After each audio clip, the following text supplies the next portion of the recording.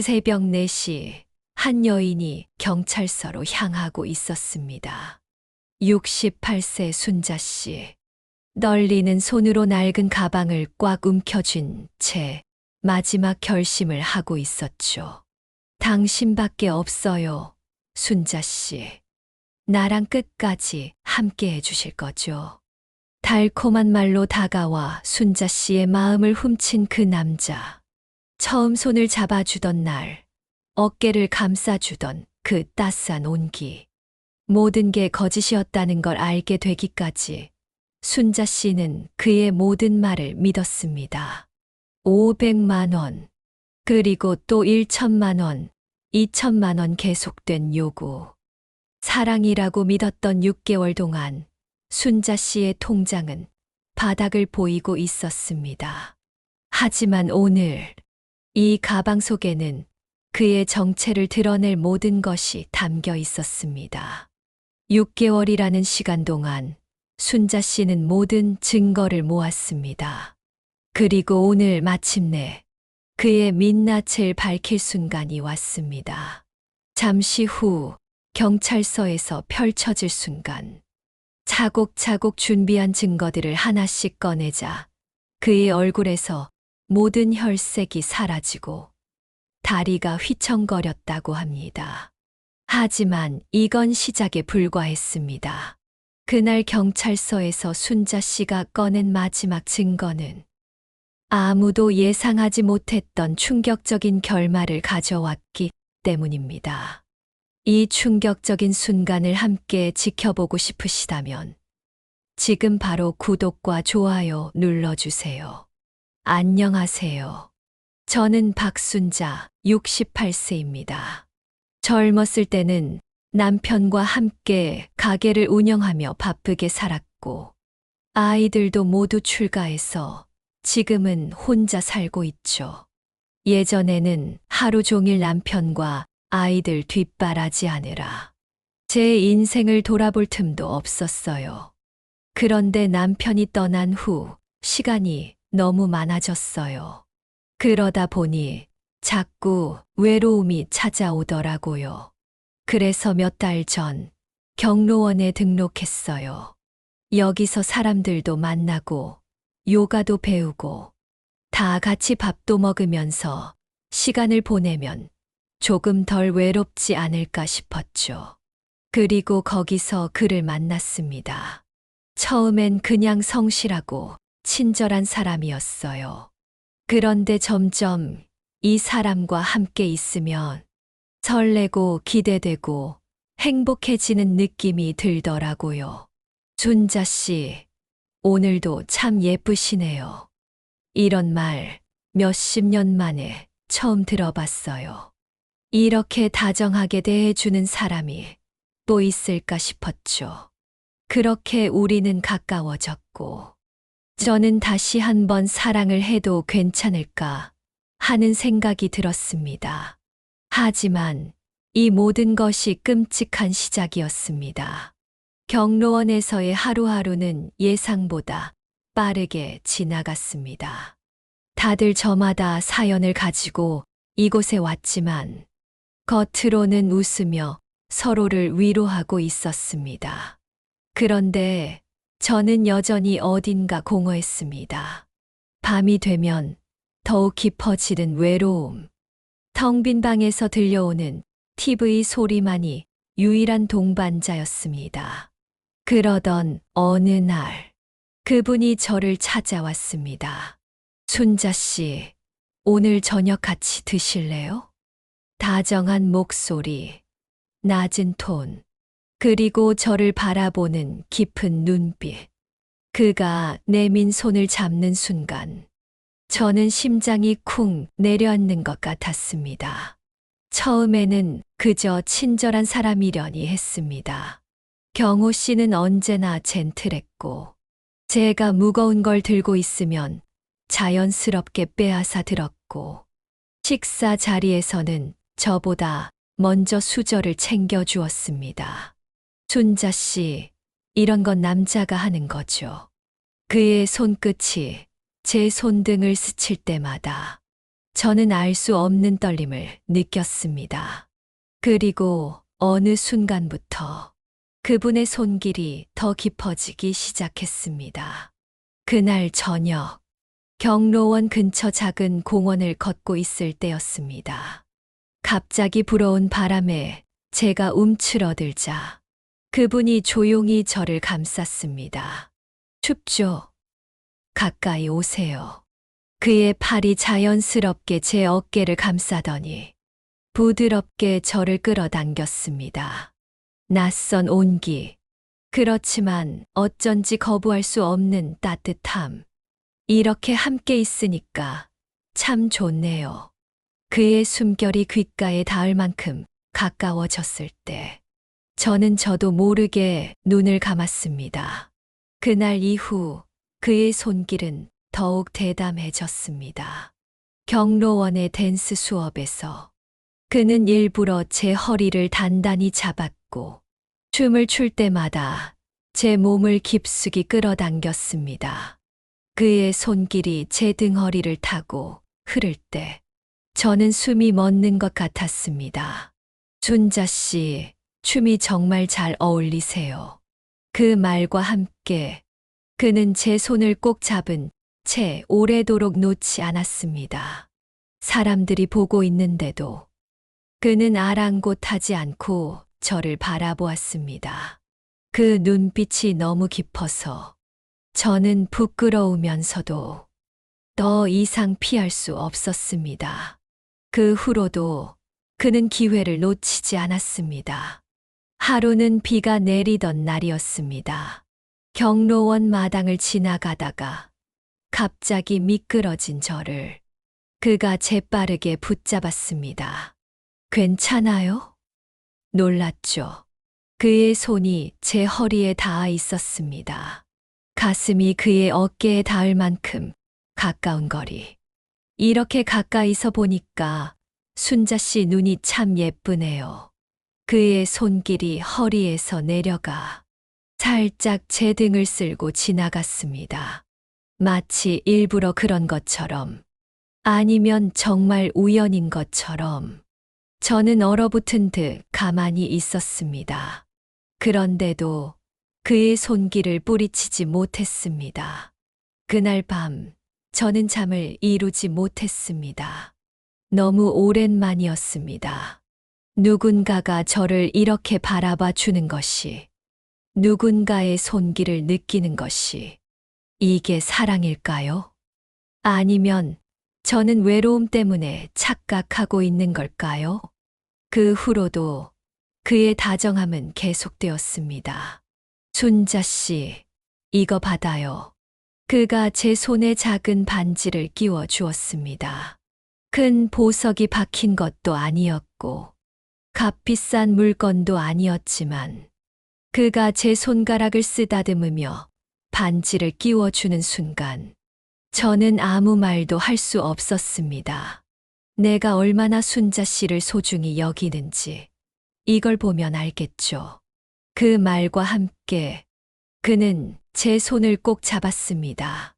저는 숨을 깊이 들이마셨습니다. 이제는 피할 수 없겠구나.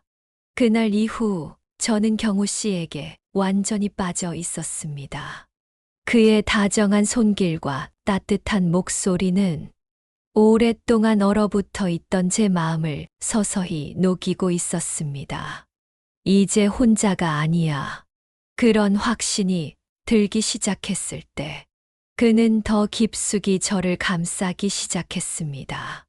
어느 날 늦은 저녁, 경로원의 하루 일정이 끝난 뒤 그가 조용히 제게 다가왔습니다. 순자 씨, 오늘은 날씨가 참 좋네요. 조금만 더 같이 걸을 수 있을까요?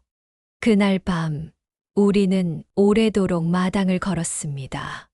달빛이 부드럽게 경로원을 비추고 있었고 모든 것이 꿈처럼 느껴졌습니다.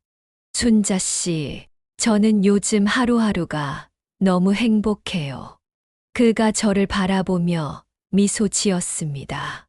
그 눈빛이 너무 깊어서 저는 도망칠 수 없었습니다. 그런데 가끔은 불안하기도 해요. 그의 목소리가 조금 낮아졌습니다. 순자 씨가 저를 떠날까 봐요. 그 순간 그는 저를 천천히 끌어당겼습니다. 저도 모르게 심장이 요동쳤습니다. 너무 가까웠습니다. 순자 씨, 제가 이렇게 바라보는 이유, 이제 아시겠죠? 그의 숨결이 제 얼굴에 닿았습니다. 그리고 그는 제 손을 꼭 잡았습니다. 그 손길이 너무 뜨거워서 저는 온몸이 굳어버렸습니다. 이제 순자 씨도 저를 믿어주실 거죠? 저는 숨을 삼켰습니다. 그 순간 저는 더 이상 저항할 수 없었습니다. 아니, 저항하고 싶지 않았습니다. 그렇게 저는 그에게 완전히 마음을 내주었습니다. 그 후 그는 더욱 적극적으로 제게 다가왔습니다. 아침이면 직접 커피를 건네주었고, 점심이면 일부러 제 자리에 앉아 함께 식사를 했습니다. 이젠 순자 씨 없으면 안 될 것 같아요. 그의 손이 제 손끝을 가만히 쓸어내릴 때마다 저는 가슴이 뛰는 걸 느꼈습니다. 그렇게 우리는 마치 오래된 연인처럼 가까워졌습니다. 그리고 그는 점점 저에게 더 많은 것을 요구하기 시작했습니다. 어느 날 그는 깊은 한숨을 내쉬며 저를 불렀습니다. 순자 씨, 제가 한 가지 고민이 있는데요. 그는 평소와 달리 어딘가 초조해 보였습니다. 사실 아들이 갑자기 수술을 받아야 한대요. 근데 병원비가 조금 부족해서요. 저는 순간 가슴이 철렁 내려앉았습니다. 어머, 어쩌다가요? 급하게 수술 날짜가 잡혔어요. 순자 씨한테 이런 말씀 드리기 너무 죄송한데, 혹시 조금만 도와주실 수 있을까요? 그 순간 저는 망설였습니다. 하지만 그의 손을 바라보니 그 손은 언제나 저를 감싸주던 따뜻한 손이었습니다. 얼마나 필요한데요? 500만 원 정도만 빌려주시면 다음 달이면 바로 갚을 수 있어요. 저는 잠시 고민했지만 곧 조용히 고개를 끄덕였습니다. 경호 씨, 이런 일로 걱정 마세요. 제가 도와드릴게요. 그 순간 그의 눈빛이 환하게 빛났습니다. 정말 감사합니다, 순자 씨. 그리고 그는 제 손을 꼭 잡았습니다. 이 은혜 평생 잊지 않을게요. 그렇게 시작된 송금. 처음에는 단 한 번뿐일 거라 생각했습니다. 하지만 그건 착각이었습니다. 한 달 후, 그는 다시 저를 찾아왔습니다. 순자 씨, 이번엔 조금 더 급한 일이 생겼어요. 거래처에서 받을 돈이 늦어져서 조금만 더 도와주시면 이제 정말 문제없이 다 해결할 수 있어요. 그때는 이미 너무 늦었습니다. 저는 그를 완전히 믿고 있었으니까요. 그리고 그렇게 몇 개월이 지나고 나서야 저는 충격적인 사실을 알게 되었습니다. 어느 날 경로원의 친구 정숙 씨가 조심스럽게 말을 걸었습니다. 순자야, 혹시 경호 씨한테 돈 빌려준 적 있어? 저는 순간 당황했습니다. 그게 무슨 말이야? 그 사람 너한테만 다정한 거 아니야. 나도 처음엔 몰랐는데 유독 여자들한테 친절하더라. 그 말을 듣는 순간 가슴이 철렁 내려앉았습니다. 설마 그럴 리가. 저는 곧바로 핸드폰을 열어 그의 이름을 검색했습니다. 그리고 전형적인 로맨스, 스캠 수법, 노인 대상 사기범, 다수 피해자 발생. 그의 이름과 함께 그가 저뿐만 아니라 여러 명의 여성들에게 같은 방식으로 접근했다는 사실이 선명하게 나타나 있었습니다. 그제야 모든 것이 선명해졌습니다. 그의 손길, 그의 속삭임, 그의 다정함, 모든 것이 처음부터 철저하게 계산된 것이었습니다. 저는 핸드폰을 손에서 떨어뜨렸습니다. 눈앞이 하얘졌습니다. 이게 다 거짓이었어. 믿고 싶지 않았습니다. 하지만 이젠 믿지 않을 수도 없었습니다. 저는 사랑을 한 게 아니었습니다. 사기를 당한 것이었습니다. 그제야 저는 제 손끝에 남아있는 그의 흔적이 너무나 낯설게 느껴졌습니다. 그렇게 저희 악몽이 시작되었습니다. 경호 씨의 정체를 알게 된 순간 저는 손끝이 얼어붙는 것 같았습니다. 믿었던 사람이, 사랑한다고 생각했던 사람이 처음부터 저를 속이기 위해 다가왔다는 사실. 너무 오랫동안 그의 손길을 믿었습니다. 그가 제 어깨를 감싸던 순간, 제 손을 꼭 잡아주던 따뜻함, 귓가에 속삭였던 다정한 말들, 그 모든 것이 처음부터 계산된 거짓이었다는 걸 깨닫기까지지. 너무 많은 걸 내주고 말았습니다.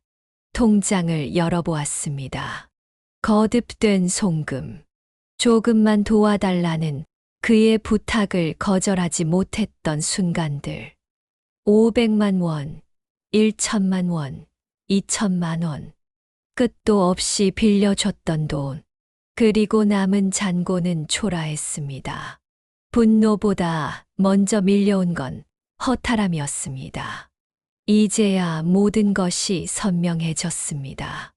그가 바라보던 건 제 얼굴이 아니라 제 통장이었고, 그가 잡았던 건 제 손이 아니라 제 돈이었습니다. 심장이 뛰었습니다. 차가운 분노가 가슴속 깊은 곳에서부터 끌어올랐습니다. 이대로 무너질 수는 없었습니다. 정숙 씨는 제 손을 꼭 붙잡고 말렸습니다. 그를 만나면 위험할 수도 있다고, 혼자 감당하기엔 너무 무겁다고. 하지만 저는 더 이상 물러설 수 없었습니다. 사랑이라고 믿었던 그 모든 순간이 순식간에 무너져 내렸습니다. 직접 확인하고 싶었습니다. 그가 제 앞에서도 뻔뻔하게 거짓말을 할 수 있을지, 마지막까지 사랑을 속삭일 수 있을지. 경호 씨에게 전화를 걸었습니다. 여전히 다정한 목소리, 여전히 부드러운 말투, 마치 아무 일도 없다는 듯이. 그는 평소처럼 저를 반갑게 맞이했습니다. 역겨웠습니다. 저는 조용히 약속을 잡았습니다. 이번에는 제가 판을 흔들 차례였습니다. 저녁, 카페에 앉아 있었습니다. 손에는 준비해 온 서류가 들려 있었습니다. 그동안 그가 저지른 일들, 그에게 돈을 빼앗긴 다른 피해자들의 증언, 그리고 경찰에 제출할 모든 증거들. 그는 언제나처럼 환한 얼굴로 들어왔습니다. 평소처럼 의자를 빼며 앉았고, 여전히 다정한 눈빛으로 저를 바라보았습니다. 마치 이 자리에서도 저를 속일 수 있을 것처럼. 하지만 이제는 그가 보내는 그 눈빛이 너무도 거짓되게 느껴졌습니다. 저는 조용히 서류를 테이블 위에 올려두었습니다. 그의 표정이 흔들렸습니다. 순간적으로 시선을 피했습니다. 그리고 짧은 침묵이 흘렀습니다. 그제야 저는 확신할 수 있었습니다. 그도 알고 있다는 걸, 더 이상 숨길 수 없다는 걸. 그는 천천히 입을 열었습니다. 태연한 척 하려 했지만 목소리 끝이 흔들리고 있었습니다. 거짓말을 늘어놓으려는 입술을 보며 저는 핸드폰을 켜서 그와 나눈 통화 녹음을 틀었습니다. 그의 목소리가 카페 안에 울려 퍼졌습니다. 달콤한 말들, 사랑을 속삭이며 돈을 요구하던 순간들, 그리고 거듭된 빌미와 핑계들. 그의 얼굴이 창백해졌습니다. 이제는 변명할 수 없다는 걸 깨달은 듯했습니다. 하지만 저는 더 이상 그가 무슨 말을 하는지 듣고 싶지 않았습니다. 그가 사랑한다고 말했던 입술도, 저를 안아주던 손길도 모두가 거짓이었다는 걸 알게 된 이상, 더 이상 그와 같은 공간에 있는 것조차 숨이 막혔습니다. 그 순간 카페 문이 열렸습니다. 경찰이 들어섰습니다. 그는 본능적으로 자리에서 일어났습니다. 주위를 둘러보며 도망칠 길을 찾는 듯 했습니다. 하지만 이제는 도망칠 곳이 없었습니다. 경찰이 그의 이름을 부르고 수갑을 채웠습니다. 그는 필사적으로 저를 바라보았습니다. 절박한 얼굴, 하지만 그 눈빛마저도 이제는 거짓으로 보였습니다. 한 번만 더 믿어달라고, 한 번만 더 기회를 달라고. 그는 끝까지 사랑을 속삭이려 했습니다. 하지만 이제는 그 모든 말이 공허하게만 들렸습니다. 그동안 그를 믿으며 제 자신을 얼마나 잃어버렸는지 생각하니 한숨이 나왔습니다. 그는 그렇게 경찰들에게 끌려나갔습니다. 그때였습니다. 잠깐만요. 아직 마지막이 남았습니다. 순자 씨가 조용히 가방 깊숙한 곳에서 마지막 증거를 꺼냈습니다. 바로 신협에서 찍은 CCTV 영상이었습니다. 경호 씨가 다른 피해자에게 돈을 받는 순간, 그리고 그 돈으로 도박장을 드나드는 모습까지. 이건 제가 가나 직원인 조카의 도움으로 확보한 영상입니다. 이 사람이 피해자들에게서 받은 돈으로 도박을 했다는 명백한 증거죠. 순간 경호 씨의 얼굴이 하얗게 변했습니다. 그가 가장 두려워했던 도박 빚과 상습 도박 혐의까지 모두 밝혀지는 순간이었으니까요. 이제 끝났네요. 순자 씨의 작은 한마디가 경찰서에 울려 퍼졌습니다. 마지막으로 그가 저를 돌아보았을 때 저는 조용히 창밖을 바라보았습니다. 이제는 이 악몽이 끝났다는 걸 실감하고 싶었습니다. 카페에 남겨진 채 저는 천천히 숨을 들이마셨습니다. 손끝이 아직도 차가웠습니다. 하지만 이제는 더 이상 그를 원망하지 않기로 했습니다. 그를 향한 원망보다 더 중요한 건 다시 제 자신을 찾아가는 일이었습니다. 이제는 저를 가장 먼저 사랑하기로 했습니다. 그리고 저를 속였던 그 손길을, 그의 다정했던 거짓말들을 모두 지워내기로 했습니다. 그렇게 저의 복수가 끝났습니다. 경호 씨가 경찰에 연행된 날, 저는 그 자리에 조용히 남아 있었습니다. 그가 떠난 자리에는 차가운 커피 한 잔과 그동안 제가 속아온 시간들만이 덩그러니 남아 있었습니다. 한참을 멍하니 앉아 있었습니다. 무너져야 할 것 같았습니다. 모든 걸 잃은 기분이었습니다. 그런데 이상하게도 눈물이 나지 않았습니다. 며칠 후 경찰서에서 연락이 왔습니다. 이경호 씨는 다수의 피해자들에게 동일한 수법으로 사기를 친 혐의로 기소되었습니다. 피해 금액이 커서 실형이 불가피할 것으로 보입니다. 저는 그 말을 들으며 가만히 손을 내려다보았습니다. 그가 내 손을 잡아주던 순간들, 귓가에 속삭이던 거짓된 말들. 이제는 그 모든 것에서 벗어나야 했습니다. 그날 밤 거울 앞에 섰습니다. 한참 동안 제 얼굴을 들여다보았습니다. 주름진 이마, 조금 야윈 볼, 그리고 어딘가 모르게 낯선 눈빛. 너무 오랜 시간 동안 사랑받고 싶다는 마음에 휘둘렸습니다. 혼자가 싫어서, 외로움이 무서워서 누군가에게 기대고 싶었던 제 모습이 보였습니다. 하지만 이제는 그런 저를 제가 직접 안아주기로 했습니다.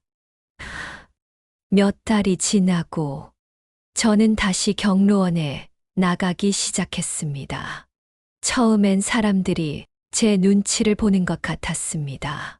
하지만 시간이 지나면서 조금씩 다시 익숙한 일상으로 돌아갈 수 있었습니다.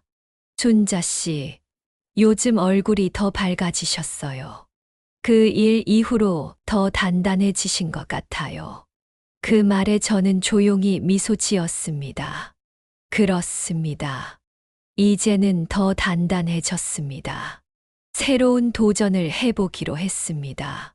그동안 해보고 싶었지만 망설였던 일들을 하나씩 시작했습니다.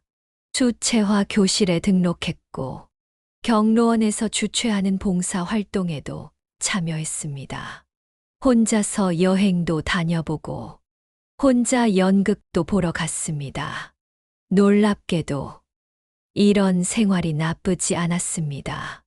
아니, 오히려 이제야 진짜 나를 찾은 기분이었습니다.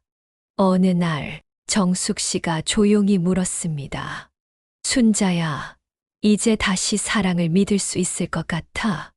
저는 잠시 고민하다가 조용히 웃으며 대답했습니다. 사랑이 문제가 아니야. 이제는 내가 나를 먼저 믿어야지. 이제는 어떤 사랑보다도 저 자신을 소중히 여기기로 했습니다. 과거의 아픔은 사라지지 않겠지만 그걸 안고서라도 저는 충분히 행복해질 수 있습니다. 그리고 저는 그렇게 제 삶을 다시 시작하기로 했습니다. 이 이야기를 들으시는 여러분께 묻고 싶습니다. 혹시 여러분도 저처럼 누군가를 믿고 그 믿음이 배신으로 돌아왔던 적이 있나요? 혹은 저처럼 외로움 때문에 잘못된 선택을 하셨던 적이 있나요? 그렇다면 꼭 기억해 주세요. 여러분은 혼자가 아닙니다. 저는 너무 늦게 깨달았지만 여러분은 조금 더 빨리 알았으면 좋겠습니다. 여러분 자신을 가장 소중하게 여기세요. 사랑받고 싶다면 먼저 여러분 자신을 사랑하세요. 그리고 절대 여러분의 행복을 남의 손에 맡기지 마세요. 이 이야기가 여러분께 작은 울림이 되었기를 바랍니다. 혹시라도 비슷한 경험이 있으시다면 여러분의 생각을 댓글로 남겨주세요. 서로의 이야기를 나누고 함께 위로하며 힘이 되어 주었으면 좋겠습니다. 오늘도 끝까지 들어주셔서 감사합니다. 저는 또 다른 이야기로 돌아오겠습니다. 좋아요와 구독 잊지 마시고요. 다음 이야기에서 다시 만나요.